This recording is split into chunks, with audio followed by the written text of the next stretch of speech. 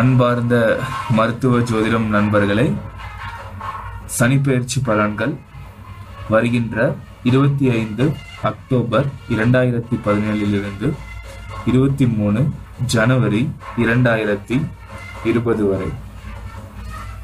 சனீஸ்வர பகவான் ரொம்ப ரொம்ப கெட்டவர் இல்லை. ஒரு ஜாதகத்தை எடுத்தாலே இல்லை ஜோசியர்கிட்ட போகணும் அப்படின்னாலே கெட்ட காலம் ஆரம்பிச்சிருச்சுன்னா தான் போவோம். அதுவும் பொதுவாக கெட்ட காலம் எப்போ சொல்லுவோன்னா அஷ்டமத்து சனி, கண்டக சனி, ஏழரை சனி அப்படின்னு வரும்போது ஐயோ என்னமோ ஆச்சோ ஏதாச்சோன்னு சொல்லிட்டு ஜாதகங்களை தூக்கிட்டு என்கிட்ட வருவாங்க.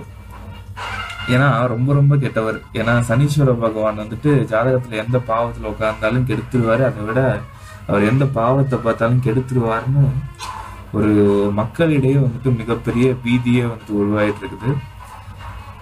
சனீஸ்வர பகவானோட கேரக்டரிஸ்டிக்ஸ் பார்ப்போம். கிரகங்கள்ல சாயா கிரகம் அப்படின்னு சொல்லக்கூடிய ராகு கேதுவை விட்டுட்டு மிச்சம் பார்க்கிற சூரியன், சந்திரன், செவ்வாய், சுக்கிரன், குரு, புதன் இவங்க எல்லாருமே பாத்தீங்கன்னா குரு ஐயோ சுபர் கிரகங்க, சுக்கிரன் சூப்பரா இருந்தா ஓகேங்க அப்படின்னு சொல்லுவாங்க. ஆனா சனீஸ்வரன் பார்த்தாலே எல்லாம் பயப்படுவாங்க. என்னமோ அவர் என்னமோ கெட்டவர் மாதிரி அவரை ஜாதகத்துல வேணா அவரை வேணா வெட்டி எடுத்துடலாமா அப்படிங்கிற லெவலுக்கு எல்லாரும் யோசிப்பாங்க. உண்மையில சொல்ல போனா சுக்கிர பகவான் ரொம்ப நல்லவரா அப்படின்னு நீங்க பார்க்க போனீங்கன்னா அதிகமா நம்மளோட எதிர்பாலின விஷயங்கள்ல தப்பு பண்ண வைப்பாரு. சுக்கிர பகவான் காதல்ல மாட்டிக்கிறது, அதனால தோல்வி. குரு பகவான் எடுத்தீங்கன்னு வச்சுக்கோங்களேன், அவர் பார்வை பலம்பா, சுப பார்வை பான்பாங்க.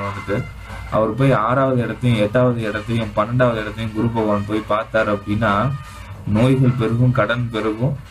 8வது இடம் துரதிருஷ்டஸ்தானம், அதை போய் குரு பார்க்கும் போது துரதிருஷ்டம் பெருகும். ஆனா நம்ம ஆளுங்க நோய் வந்துச்சு, கடன் வந்துச்சு அப்படின்னா சனீஸ்வர பகவான் மேல பழிய போட்டு ஒன்னாலதான் ஆச்சு சனியனே அப்படின்னு சொல்லிட்டு அவரை பிடிச்சி திட்டிட்டு இருப்பாங்க. ஆனா சம்பந்தமே இல்லாம குரு இந்த வேலையை பார்த்துட்டு இருப்பாரு. ஒரு ஜாதகத்துல ஏதோ ஒரு கிரகம் பண்ற தப்பு, அந்த தப்பு எல்லாமே சனீஸ்வர பகவான் தலையில தான் விதியும். ஏன்னா நம்ம இதுல யாரு கெட்டவன் பண்ணாலும் கூட இருந்து ஒருத்தன் குழி பறிச்சுட்டே இருப்பான். ஆனா அவனெல்லாம் கண்டுக்க மாட்டான். எவனாச்சும் ஒருத்தவன் கெட்டவன் சொல்லிட்டு உருவாகம் படுத்திட்டு அவனாலதான் எனக்கு எல்லா கெட்டதும் நடக்குதுன்னு சொல்லிட்டு நம்ம சொல்லுவோம்.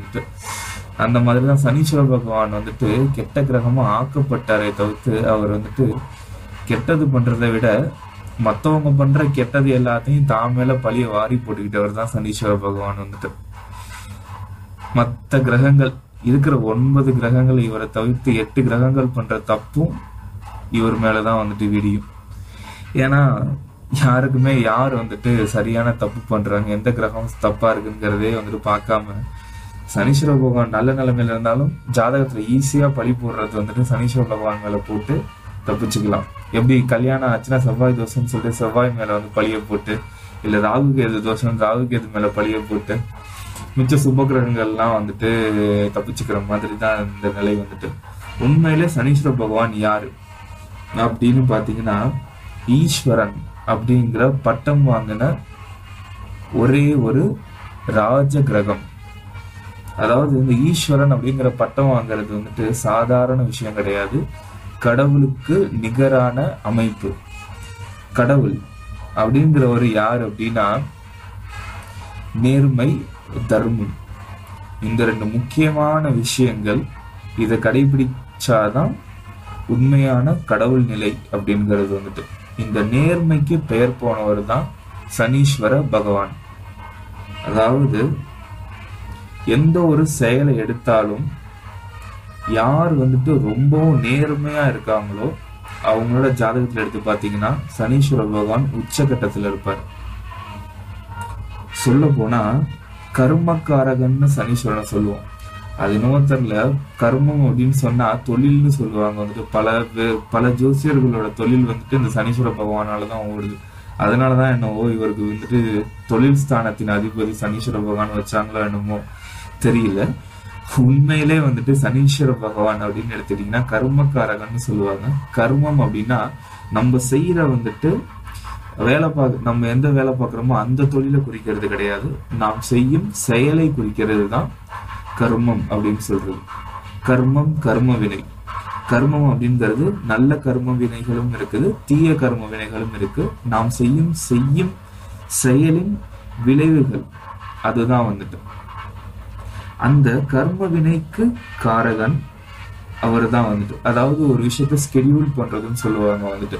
இந்த காலகட்டங்கள்ல இந்த நேரங்கள்ல இவனுக்கு இந்த மாதிரியான நல்ல பலன் நடக்கணும், இந்த காலகட்டங்கள்ல இந்த மாதிரியான நேரங்கள்ல இவனுக்கு தீய பலன் நடக்கணும்னு முடிவு பண்ற கிரகம் எது அப்படின்னா சனீஸ்வர பகவான். சனீஸ்வர பகவான் வந்துட்டு ஒரு ஸ்ட்ரிக்டான ஆபீசர்னு சொல்லலாம் வந்து.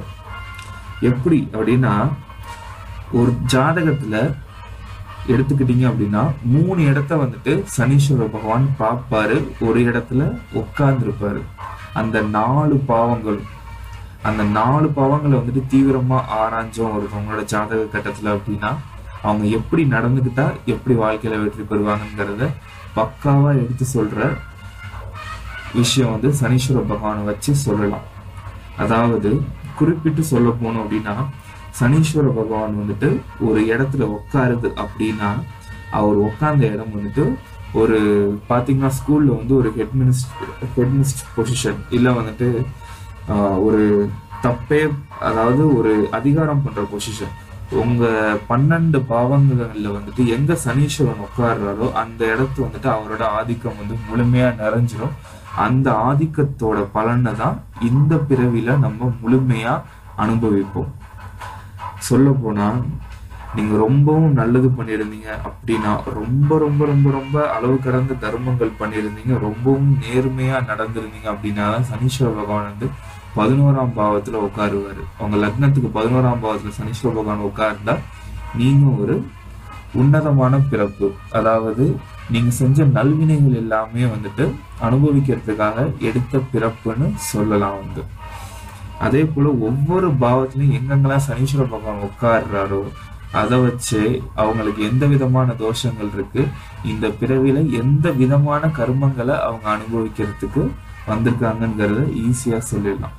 அது மட்டும் இல்லாம சனீஸ்வர பகவான் பாத்தீங்க அப்படின்னா 3 பார்வைகள், அதாவது 3ஆம் பார்வை, நேர் எதிர் 7ஆம் பார்வை, அது மட்டும் இல்லாம 10ஆம் பார்வைன்னு சொல்லுவாங்க. இந்த 3 பார்வையும் சனீஸ்வர பகவானுக்கு உண்டு. சயின்டிபிக்கா பாத்தீங்க அப்படின்னா, நம்ம எர்த்லேருந்து எந்தெந்த கிரகங்கள்லாம் வந்து தொலை தூரத்துல இருக்குதோ அதுக்கு எல்லாமே வந்து 3 பார்வைகள் இருக்கும் வந்துட்டு. எர்த்துக்கு அடுத்தது நீங்க பாத்தீங்க அப்படின்னா மெர்க்குரி, வீனஸ், எர்த்துக்கு அப்புறம் மார்ஸ், ஜூபிட்டர், சாட்டர்ன். மார்ஸ்க்கு எடுத்தீங்கன்னா 3 பார்வை இருக்கும், 4, 7, 8. ஜூபிட்டருக்கு எடுத்தீங்கன்னா 5, 7, 9. சனீஸ்வரனுக்கு எடுத்தீங்க அப்படின்னா 3, 7, 10. அதாவது என்ன அப்படின்னா, அதெல்லாமே வந்து மிகப்பெரிய கோள்கள். ஜூபிட்டர், மார்ஸ், சாட்டர்ன் அப்படிங்கிறது வந்துட்டு தொலை தூரத்துல இருந்து வரும்போது ஒரு லைட்டை நீங்க அடிக்கிறீங்க அப்படின்னா, நம்ம வந்து தொலை தூரத்துல இருக்கோம்னா அதிகமா அது ஸ்கேட்டர் ஆகும் வந்துட்டு. ஸோ அந்த பாவங்கள் வந்து ஸ்கேட்டர் ஆகும்போது அது 3 இடத்துல அதோட ஒளிங்கிறது படும். ஒவ்வொருத்தவங்களோட ஜாதக கட்டத்திலையும் அந்த 3 இடத்துல படுற ஒளியோட அமைப்பு தான் வந்துட்டு பார்வைகள்னு சொல்றது வந்து. அந்த பார்வைகள் எந்தெந்த பாவத்து மேலாம் படுதோ, அதாவது என்ன அப்படின்னா, சனீஸ்வரன் வந்துட்டு சூரியனோட புதல்வன். ஆனா சூரியனோட புதல்வன் வந்து யமதர்மரும் கூட. யமதர்மருக்கும் சனீஸ்வரனுக்கும் வந்துட்டு ஆகவே ஆகாது. அது வந்துட்டு சில சூரியனுக்கும் இவங்களுக்கும் நடந்த சில பிரச்சனைகள் அப்படின்னால சனீஸ்வரனும் சூரியனும் பிரிஞ்சிடுவாங்க குடும்பத்தை விட்டு. அதனால சனீஸ்வரனுக்கு எப்போதுமே சூரியனை வந்துட்டு பிடிக்கவே பிடிக்காது. அதனால சூரிய குடும்பத்தை விட்டு ரொம்ப தொலை தூரத்துல அவர் போயிருப்பாரு. அதுதான் வந்துட்டு அது கடைசியா இருக்கக்கூடிய சாட்டர்ன் பிளானட் வந்து. அதனால பாத்தீங்கன்னா சூரியனும் சனீஸ்வரனும் எந்த பாவத்திலயாச்சும் யாருக்காச்சும் சேர்ந்து இருந்துச்சு அப்படின்னா அவங்களோட அப்பா மகன் உறவு வந்துட்டு அவ்வளவா நல்லா இருக்காதுன்னு சொல்லுவாங்க வந்து. இன்னொன்னு, யம தர்மராஜனும் லேசுப்பட்டவர் இல்ல, அவரும் தர்மராஜன் அப்படின்னு தர்மத்துக்கு பெயர் போடுவாங்க. சூரியனோட 2 புதல்வர்களும் வந்துட்டு, அதாவது சூரியனோட கேரக்டரிஸ்டிக்ஸ் கொஞ்சமாச்சும் இருக்கணும்ல. கர்ணன் எல்லாருக்குமே தெரியும் வந்து, கொடுக்கணும் அப்படின்னு முடிவு பண்ணிட்டாங்க அப்படின்னா கர்ணன் வந்துட்டு எல்லாத்தையும் கொடுத்துடுவாரு. அதே மாதிரிதான் சனீஸ்வரனும் வந்துட்டு கொடுக்கணும்னு அவர் நினைச்சிட்டாரு அப்படின்னா 7.5 வருஷம் ஒரு கட்டத்தை விட்டு 7.5 சனி முடிஞ்சு போகும்போது அவ்வளோதான் கொடுத்துட்டு போவாரு. எவ்வளோக்கெல்லாம் உங்களை கஷ்டப்படுத்துறாரோ அவ்வளோக்கெல்லாம் நம்ம செஞ்சுட்டு போவார் வந்துட்டு. சனீஸ்வரன் மாதிரி கொடுக்குற கிரகம் வேற எதுவுமே கிடையாது. கொடுத்ததை புடுங்காத கிரகமும் சனீஸ்வரன் மட்டும்தான். வேற எந்த கிரகம் வேணாலும் கொடுத்துட்டு திரும்பி எடுத்துக்குவோம் வந்துட்டு. பாத்தீங்கன்னா சுக்கிரன் வந்து காதலை கொடுப்பாரு. அந்த காதல்னால நம்ம வந்துட்டு ஜாஸ்தி அலைவும் வந்துட்டு கொஞ்ச நாள் கழிச்சு அந்த காதலை விட்டுட்டு போனோடனே அதுக்கு எதிரான விளைவு காதல்ல வருத்தப்பட்டு தாடி வச்சுட்டு தேவதாஸ் மாதிரி அலையிறது. கொடுத்ததை புடுங்கிக்கிற கிரகம் எல்லா கிரகமும். ஆனா நம்மள அடின்னு அடிச்சு முழுமையா கொடுத்துட்டு போற கிரகம் சனீஸ்வரன் மட்டும்தான்.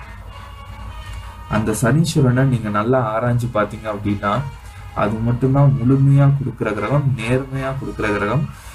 கடவுள் எப்படி அப்படின்னா, ஒரு சிவன் எடுத்துக்கிட்டீங்க அப்படின்னா அவர் எல்லாத்தையும் சோதனை பண்ணி தான் வந்து கொடுப்பாரு. அவரோட விஷயங்கள் நீங்க எடுத்து பாத்தீங்கன்னா அவங்களுக்கே தெரியும். அதே போல சனீஸ்வரன் வந்து ஒருத்தனை உண்மையிலே சோதனை பண்ணி அவன் இதுக்கு தகுதியானவனா அப்படின்னு தெரிஞ்ச பிறகுதான் சனீஸ்வரன் வந்து எதுவா இருந்தாலும் கொடுப்பாரு. அவரோட சோதனையில வந்துட்டு தாக்கு பிடிச்சி நிக்கிறது தான் பெரிய விஷயம். பல பேரால நிக்க முடியாது வந்து. அவர் வந்துட்டு சோதனை கொடுக்கறது பாத்தீங்கன்னா 27 வருஷத்துக்கு ஒரு முறை வந்துட்டு ஒவ்வொரு ஜாதகர்களுக்கும் அடுத்த 7.5 வருட காலங்கள்ங்கிறது வந்து கொடுப்பாரு. ஒரு பாவத்திலையும் பாத்தீங்கன்னா 2.5 வருஷ காலம் நிற்பாங்க. ஏன்னா சனீஸ்வரனுக்கு வந்துட்டு ஒரு கால் வந்து கிடையாது. அவர் அதனால நொண்டி நடப்பாரு அப்படிங்கிறது வந்துட்டு புராணம். சாட்டன் வந்துட்டு ரொம்பவும் தொலை தூரத்துல இருக்கிறது ரொம்பவும் ஸ்லோவா சூரியனை சுத்தி வர்றதுனால 2.5 வருட காலங்கள் வந்துட்டு ஒரு ராசிலையும் வந்துட்டு சனீஸ்வர பகவான் தங்குவார். அந்த 2.5 வருஷ காலங்கிறது 3 ரவுண்டு சுத்தி வரும்போது நம்மளோட ஆயுள் காலம் 90 வயதா ஆயிடும். அதனாலதான் முதல்ல சுத்துறது வந்து இளமை காலத்துல சுத்துற சனி வந்துட்டு நம்ம வாழ்க்கையில வந்துட்டு ஒரு வாழ்க்கைனா என்னன்னு புரிய வச்சுட்டு போகும். மத்தியம காலத்துல வர சனி வந்துட்டு நம்ம வந்துட்டு உணர்ந்து தெளிய வைக்கும் வந்துட்டு. இறுதி காலத்துல வர சனி வந்துட்டு மரண சனின்னு சொல்லுவாங்க. 3 ரவுண்டு சனீஸ்வர பகவான் வரதுதான் வந்துட்டு அந்த 3 ரவுண்டு வரும்போது 7.5 காலங்கள்ங்கிறது நம்மளை பிடிக்கும் போது நம்ம கிட்ட இருக்கிற பல தீய கர்ம வினைகள் வந்துட்டு விலகும். பொதுவா சொல்ல போனா ஒரு பேங்க் அக்கௌண்ட்னு எடுத்துக்கோங்க, ஒரு டெபிட் அக்கௌண்ட், ஒரு கிரெடிட் அக்கௌண்ட்னு எடுத்துக்கோங்க. 1 லட்சம் ரூபாய் வந்துட்டு உங்களோட அக்கௌண்ட்ல ஆல்ரெடி இருக்கு அப்படின்னா அதுதான் நீங்க பூர்வ ஜென்மத்துல சம்பாதிச்சுட்டு வந்த பணம்னு வச்சுக்கோங்க. இந்த சைடு வந்து உங்களுக்கு 1 லட்சம் ரூபாய் கடன் இருக்குன்னு வச்சுக்கோங்க. இது எல்லாமே நீங்க பூர்வ ஜென்மத்துல செஞ்சுட்டு வந்த பாவ வினைகள்னு வச்சுக்கோங்க. அந்த 1 லட்சம் ரூபாய் கடனை கட்ட வைக்கிறது வந்துட்டு சனீஸ்வர பகவான். இந்த 1 லட்சம் ரூபாய் அசலை கரைக்கிற விஷயம் தான் குரு பகவான் வந்துட்டு. அதனால இந்த கடனை முழுமையா அடைக்கணும் அப்படின்னா 3 ரவுண்டு சனீஸ்வர பகவான் முழுமையா சுத்தி வந்தாரு அப்படின்னா முழுமையான கடனை நம்மளை அடைக்க வைப்பாரு. இந்த முழுமையான கடன் அடைஞ்சிரும், அது பிரச்சனை கிடையாது. இந்த கடனை அடைச்சிட்டு புது கடனையும் நம்ம வந்துட்டு வாங்குவோம் வந்துட்டு. அதுதான் வந்துட்டு வெவ்வேறு பிறவிகள்னு சொல்லிட்டு நமக்கு தொடர்ந்துட்டு போறது. அதாவது பாத்தீங்க அப்படின்னா நம்ம கர்ம வினைகள் நம்மளை வந்துட்டு ஜாஸ்தி தாக்கும் போது பாத்தீங்கன்னா அந்த 7.5 சனி காலங்கள், அஷ்டமத்து சனி, இந்த காலங்கள்லாம் பாத்தீங்கன்னா அவங்களை போட்டு புரட்டி எடுக்கும் வந்துட்டு. எல்லாரும் லைஃப்ல ரொம்பவும் வந்து துவண்டு போயிடுவாங்க வந்து. அப்போ என்ன பண்ணுவாங்கன்னா நம்மள மிச்ச கிரகங்கள் வந்து விட்டுறாது. சனீஸ்வர பகவான் வந்து சோதிக்கும் போது சுக்கிரன் சொல்லுவார் வந்துட்டு, டே நீ அவனை ஏமாத்து, நீ வந்துட்டு எஸ்கேப் ஆகி போயிடலாம் அப்படின்ற. புதன் சொல்லுவார், உன்னை நான் தப்பிக்க வைக்கிறேன், உனக்கு இருக்கிற அறிவு திறனால நீ கண்டிப்பா தப்பிக்கலான்னு. சந்திர பகவான் என்ன பண்ணுவாருன்னா மனசை தேத்துவார், உன்னால முடியல, நீ எந்திரிச்சு நடரா, இதுல நீ வெளில வந்துடுவான்னு சொல்லிட்டு சந்திர பகவான் சொல்லுவார். குரு பகவான் வந்துட்டு நல்ல பார்வையெல்லாம் பார்த்து உங்களுக்கு நிறைய ஆப்பர்ச்சுனிட்டிஸ் எல்லாம் எடுத்து கொடுத்து இந்த கர்மனில இருந்து வெளில எடுத்து விட பார்ப்பாரு. ஆனா இவங்க எல்லாருமே நல்லது பண்றாங்க தெரியுமா. ஆனா கர்ம வினைகளை இவங்களால குறைக்க முடியாது, சனீஸ்வரனால மட்டும்தான் குறைக்க முடியும். அது எப்படின்னா உங்களோட தீய கர்ம வினைகளை முழுமையா நீங்க அனுபவிச்சா மட்டும்தான் குறைக்க முடியும்.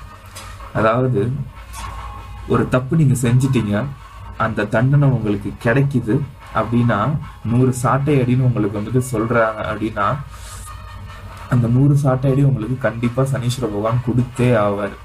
நீங்க இந்த ஜென்மத்துல வந்து 10 சாட்டை அடையிலே வந்து உங்க புதனை யூஸ் பண்ணியோ சுக்கிரனை யூஸ் பண்ணியோ குருவை யூஸ் பண்ணி நீங்க தப்பிச்சு போனாலும் அடுத்த ஜென்மத்துல மிச்ச 90 சாட்டை அடியும் சனீஸ்வர பகவான் கொடுக்காம விட மாட்டாரு. அதனால அடிக்கும் போது நம்ம பண்ண தப்புக்கு தான் நம்ம அடி வாங்குறோங்கிறத உணர்ந்து முழுமையா நம்ம அடிச்சு வெளில வந்துடணும் வந்து. அப்போதான் முக்திங்கிற ஒரு நிலைக்கு நம்மள தள்ளப்படுவோம். அது முழுமையான கர்ம வினைகள் ஒருத்தவனுக்கு தீருது அப்படின்னா அடுத்த ஸ்டேட்லேயே தான் அவனுக்கு வந்து உயர்வு நிலை ஆரம்பிக்குதுன்னு அர்த்தம். அதனாலதான் சனீஸ்வர பகவான் ஜாஸ்தி படுத்தும் போது நமக்கே தெரியும், நம்ம வந்து ஒரு ஸ்டெப் எடுத்து வச்சோம் அப்படின்னா சறுக்கும். வந்துட்டு தொழில் ரீதியா ஸ்டெப் எடுத்து வச்சா சறுக்கும். நம்மள அதிக பேர் அவமானப்படுத்துவாங்க, நம்மளுக்கு வந்துட்டு அதிகமான டென்ஷன் ஏற்படுத்தும். அதாவது நம்மளால பொறுக்க முடியாம நம்ம வந்துட்டு கதறுவோம், வந்து கடவுள்கிட்ட போய் அழுவோம். வந்து சில பேருக்கு வந்துட்டு நினைப்பாங்க எனக்கு குழந்தை பாக்கியமே இல்லைன்னு நினைப்பாங்க. சில பேர் வந்துட்டு எனக்கு தொழில நிம்மதியே இல்லைன்னு நினைப்பாங்க. குழந்தைங்க எப்படி இருக்காங்க, பிள்ளைங்க எப்படி இருக்காங்க, மனைவி இப்படி இருக்கா, அப்படி இப்படின்னு சொல்லிட்டு எந்தெந்த பாவங்கள்லாம் சனீஸ்வர பகவான் ஜனன ஜாதகத்துல பாக்குறாரோ அந்தந்த பாவங்கள்ல வந்துட்டு குறைகள் இருக்கும். 5வது பாவத்துல பார்த்தா குழந்தைகள் ரீதியான பிரச்சனைகள் கொடுப்பாரு. 7வது பாவத்தை பார்த்தா மனைவி நண்பர்கள் ரீதியான பிரச்சனை. தொழில் ஸ்தானம் 10வது இடத்தை பார்த்தா தொழில் ரீதியான ப்ராப்ளம். லாபஸ்தானத்தை பார்த்தா என்னதான் தொழில் பண்ணாலும் நஷ்டமாகிக்கிட்டே இருக்கும். இந்த மாதிரி பாவங்கள் எந்தெந்த பாவங்கள்லாம் பார்க்கும் போதோ அந்த 7.5 சனிகாலங்கள் வரும்போது இல்லை அஷ்டம சனிகாலங்கள் இதெல்லாம் வரும்போது நம்மள அந்த பாவங்கள் வந்து நம்மளை தாக்கும். அதை தாக்கும் போது அமைதியா பொறுமையா கடவுளோட கையில பிடிச்சிக்கிட்டு ஸ்லோவா நகர்ந்து நம்ம அதை அனுபவிச்சு முடிச்சிட்டோம் அப்படின்னா தெளிஞ்சு வந்துடுவோம். வந்துட்டு இதை நம்ம அனுபவிக்காம நம்ம என்ன பண்றோம்னா தான் அப்படிங்கிற அகந்தையில வந்துட்டு நம்ம வெளியில வரும்போது நம்ம முட்டிக்கிட்டு நம்ம வெளில வரும்போது தான் என்ன ஆகும்னா விட்டுட்டு போயிடுவார் சனீஸ்வர பகவான். முழுமையா வந்துட்டு நன்மையும் செய்யாம அடுத்த சுத்து வரும்போது மறுபடியும் அடிப்பாரு. வந்துட்டு எப்பயா இருந்தாலும் நம்ம கர்ம வினைகள் நம்ம தான் தீக்கணும், நம்ம வாங்கின கடனை நம்ம தான் தீக்கணும் அப்படிங்கிற மாதிரியான இந்த வினையை நம்ம வந்துட்டு தீர்த்துட்டோம் அப்படின்னா சனீஸ்வர பகவான் அளவுக்கு மீறி கொடுப்பாரு. வந்துட்டு சரி, இந்த சனீஸ்வர பகவான் வந்துட்டு ப்ராப்பரா காலத்தை நிர்ணயம் பண்ணக்கூடியவர்கள். இந்தந்த வயசுல இவனுக்கு இந்தந்த மாதிரியான, அதாவது ஒருத்தவனை ஓவரா போட்டு படுத்துனா அவன் சூசைடு தான் பண்ணிக்குவான். அதனால இன்ச்சா படுத்துவார் அந்த சனீஸ்வர பகவான். வந்து முதல் தடவை சுத்தி வரும்போது லைட்டா படுத்துவார், 2வது தடவை சுத்தி வரும்போது கொஞ்சம் அதை விட ஸ்ட்ராங்கா படுத்துவாரு, 3வது தடவை சுத்தி வரும்போது ஆயிலையும் முடிக்கிற லெவலுக்கு படுத்துவார். வந்துட்டு அந்த அந்த 3வது தடவை 90வது வயதுல சுத்தி வர காலகட்டங்கள்ல வந்துட்டு படுத்தும் போது சில பேர் நோய் வாயில தப்பிச்சு அதுக்கு தாண்டி 100 வயது வரைக்கும் உயிர் வாழ்வாங்க. சில பேர் அதுலயே வந்துட்டு மரணம் அடைஞ்சிருவாங்க. வந்துட்டு இந்த மாதிரியான சில அமைப்புகள் எல்லாமே சனீஸ்வர பகவான சொல்லலாம். அன்பார்ந்த சிம்ம ராசி நேயர்களே, இந்த காலகட்டங்கள்ல பாத்தீங்கன்னா சிம்ம ராசிக்கு 5வது இடத்துக்கு சனீஸ்வர பகவான் வராரு. இவர் யாருன்னா 6 மற்றும் 7ஆம் அதிபதி. 6ன்னு சொல்லக்கூடிய எதிரிகள் ஸ்தானத்துக்கும் 7ன்னு சொல்லக்கூடிய நண்பர்கள் ஸ்தானத்துக்கும் அதிபதி. சிம்ம ராசியை பொறுத்த வரைக்கும் சனீஸ்வர பகவான் வந்துட்டு நல்லதையும் பண்ணுவாரு கெட்டதையும் பண்ணுவாருன்னு சொல்லக்கூடிய நிலை வந்துட்டு, ஏன்னா சூரியனுக்கு வந்துட்டு சனீஸ்வரன் ஆகவே ஆகாது, அதே போலதான் சனீஸ்வரனுக்கு சூரியன் ஆகவே ஆகாதுன்னு சொல்லலாம். அப்படி இருக்கிறத விட்டு சிம்ம ராசிக்காரங்களும் கொஞ்சம் சனீஸ்வர பகவான் படுத்தியே தான் எடுப்பாரு. இருக்கிற எல்லா கெட்ட கிரகங்கள்னு சொல்லக்கூடிய ராகு கேது சனீஸ்வர பகவான் எல்லாருமே வந்துட்டு சிம்ம ராசிக்கு கொஞ்சம் கெடுதல் தான் பண்ணுவாங்க. இப்போ வந்துட்டு உங்களுக்கு ராகு கேது பயிற்சி நல்ல இடத்துல வந்துட்டு சிம்ம ராசியை விட்டு விலகி இருக்கிறத விட்டு நன்மையான பலன் தான். மற்றும் சனீஸ்வர பகவான் வந்துட்டு 5ல உட்கார்றாரு, 6 மற்றும் 7வது ஸ்தான அதிபதி. இதோட செயல்பாடுகள் பார்த்தீங்க அப்படின்னா கொஞ்சம் காதல் வயப்பட வைப்பார். வந்துட்டு லவ்னு சொல்லிட்டு மாட்டிக்குவீங்க. இந்த 2.5 வருஷ காலகட்டங்கள்ல வந்துட்டு பாத்தீங்கன்னா முடிய போற தருவாயில வந்துட்டு அந்த லவ் கொஞ்சம் பிரேக்கப் ஆகக்கூடிய நிலைகள் கூட ஏற்படுத்தும். ஏன்னா 6வது ஸ்தான அதிபதி வந்துட்டு லேட்டா தான் சனீஸ்வர பகவான் உங்களுக்கு பண்ணுவாரு. ஸோ அதனால நான் ஏதாச்சும் ரிலேஷன்ஷிப்ல போய் மாட்டிக்காதீங்க, கொஞ்சம் ரொம்பவும் ஜாக்கிரதையா இருங்க. ஏன்னா 7வது ஸ்தான அதிபதி மனைவி ஸ்தானம், காதலர்கள் அதாவது நண்பர்கள் ஸ்தானம்னு சொல்லக்கூடியது. இந்த டைமிங்ல உங்களுக்கு அமையக்கூடிய ஃப்ரெண்ட்ஷிப்புங்கிறதும் அவ்வளவா நிலைச்சிருக்காது. இந்த 2 வருஷ காலகட்டங்கள் சனி பயிற்சி முடிய போற தருவாயில் என்னன்னா அந்த ஃப்ரெண்ட்ஸ் உங்களை கலட்டி விட்டுட்டு போயிடுவாங்க. வந்துட்டு இல்ல நண்பர்கள் யாரா இருந்தாலும் வந்துட்டு அது மூலியமா ரொம்பவும் மன குமுறல்கள்லாம் அவங்களுக்கு ஏற்படுத்தும். வந்துட்டு அதனால லவ் விஷயத்துலையும் கொஞ்சம் நண்பர்கள் விஷயத்துலையும் ரொம்பவும் பார்த்து நடத்துக்கோங்க. இந்த டைமிங் காலகட்டங்களில் சிம்மராசிக்காரங்கள் கல்யாணம் பண்றீங்க அப்படின்னா வந்துட்டு ஒரு முறை வந்துட்டு திருநள்ளாறு போயிட்டோ இல்லை அருகில் இருக்கிற சனீஸ்வரன் ஸ்தலத்துக்கு போயிட்டோ வந்துட்டு ஒரு வழிபாடு, ஒரு பரிகாரம் பண்ணிட்டு நீங்க திருமணம் பண்ணிக்கிறதுங்கிறது ஒரு நல்ல விதமான பலனை கொடுக்கும் வந்து. மற்றும் 7வது ஸ்தானத்தை வந்து சனீஸ்வர பகவான் பார்க்கறதுங்கிறது கொஞ்சம் மீடியமான நிலை தான். பாசிட்டிவ்னு சொல்ல முடியாது, நெகட்டிவ்னு சொல்ல முடியாது வந்து. அது மட்டும் இல்லாம குடும்பஸ்தானமான 2வது இடத்தையும் வந்து சனீஸ்வர பகவான் பார்க்கிறாரு. அவ்வளவா நல்லது இல்லையான வாக்குஸ்தானத்தை வந்துட்டு சனீஸ்வர பகவான் பார்க்கறதுனால, மற்றும் லாபஸ்தானத்தை வந்துட்டு சனீஸ்வர பகவான் பார்க்கிறாரு. நேர்மையான லாபங்கள் மட்டுமே வந்துட்டு பலிதமாகும். குறுக்கு வழியிலேயோ இல்லை வந்துட்டு வேற எதனாச்சும் வழிகள்லையோ வந்துட்டு மறைமுக வழிகள்லையோ வந்துட்டு நீங்க லாபத்தை எதிர்பார்க்கறதுங்கிறது கொஞ்சம் கம்மியாக தான் இருக்கும் வந்து. இந்த காலகட்டங்கள் பொறுத்த வரைக்கும் பார்த்தீங்கன்னா கூட்டு சம்பந்தமான விஷயங்கள் கொஞ்சம் தவிர்க்கணும் வந்து. அது மட்டும் இல்லாமல் குடும்பத்தில் வந்துட்டு அவ்வப்போது சில சண்டை சச்சரவுகள் ஏற்படுத்தும். பட் ஆனால் பாசிட்டிவான நிலையில் குரு இருக்கிறத தொட்டு குரு வந்துட்டு எல்லாத்தையும் மட்டுப்படுத்திடுவார். குடும்பத்தில் வந்துட்டு பெருசாக ஏதாச்சும் ஒரு பிரச்சனைகள்னு கிளம்புனாலும் அதை குரு வந்துட்டு அடக்கிடுவார். மனைவி சம்பந்தப்பட்ட பிரச்சனைகளும் வந்துட்டு இந்த ஒரு வருஷத்துங்கள காலகட்டங்களில் எந்த விதமான பிரச்சனைகள் வந்துட்டு வந்தாலும், நண்பர்கள் விதத்தில் வந்தாலும் குரு வந்துட்டு ரொம்பவும் பக்கபலமாக இருக்கிறது அவ்வளவா உங்களோட பிரச்சனைகள் வந்துட்டு உங்களை அணுக விட மாட்டார் வந்துட்டு. அதனால வந்துட்டு லாபம் அப்படின்னு விஷயத்தை பொறுத்த வரைக்கும் வந்துட்டு ரொம்பவும் வந்துட்டு அதிக ஹைன்னு சொல்லிட்டு எக்ஸ்பெக்ட் பண்ண முடியாது. பட் ராகு கேது வந்துட்டு 12 இருக்கிறது தொட்டு உங்களுக்கு லக் பேசிஸ்ல வந்துட்டு அதிகமான லாபங்கள் கிடைக்கலாம். பட் அது சனீஸ்வரனால வந்துட்டு அமையாது, அது ராகு கேது எல்லாமே எடுத்துக்கான வாய்ப்புகள் நிறைய இருக்கு. பட் சனீஸ்வர பகவானால கணிசமான ஒரு லாபங்களை வந்துட்டு இந்த பெயர்ச்சியில நீங்க எதிர்பார்க்கலாம் வந்து. மற்றும் உங்களோட பெயர், ராசி, நட்சத்திரங்கள் வந்துட்டு கமெண்ட் பாக்ஸ்ல பதிவிடுங்க. சேனலோட இணைஞ்சிருங்க. மற்றும் குரு பயிற்சி, ராகு கேது பயிற்சி பலனை வந்துட்டு பார்த்துக்கணும்னா சேனலை சப்ஸ்கிரைப் பண்ணுங்க, சேனலோட இணைஞ்சிருங்க. நன்றி.